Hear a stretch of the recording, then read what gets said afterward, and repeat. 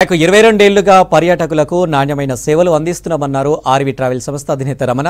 విమాన టికెట్ల రేట్లు, కరెన్సీ విలువ మారిన మార్పులు లేకుండా ప్యాకేజీలను అందిస్తున్నామని తెలిపారు. 2024 ఏడాదికి గాను ట్రావెల్ ఎక్స్పో నిర్వహించారు. అందులో భాగంగా డొమెస్టిక్ అండ్ ఇంటర్నేషనల్ బ్రోచర్లు విడుదల చేశారు.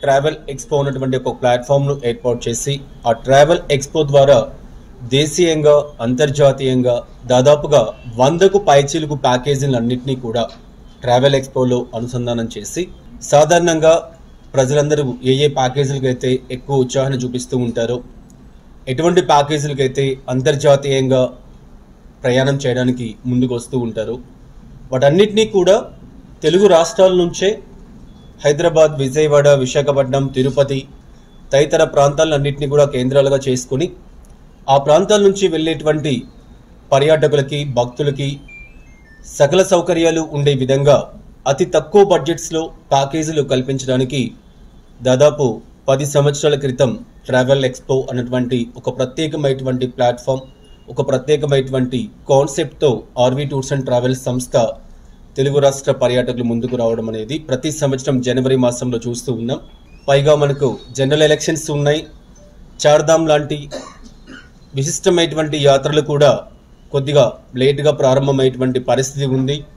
వీటన్నిటిని కూడా దృష్టిలో ఉంచుకొని విపరీతమైనటువంటి రద్దీ ఉంటుంది అన్నటువంటి కారణం చేత ఒక 15 రోజుల ముందుగానే డిసెంబర్ 15వ తారీఖు నుంచి ట్రావెల్ ఎక్స్పో తెలుగు రాష్ట్రాల్లోని అన్ని ప్రాంతాల్లో స్టార్ట్ చేసి జనవరి 31 వరకు కండక్ట్ చేయడానికి సంస్థ నిర్ణయించడం జరిగింది.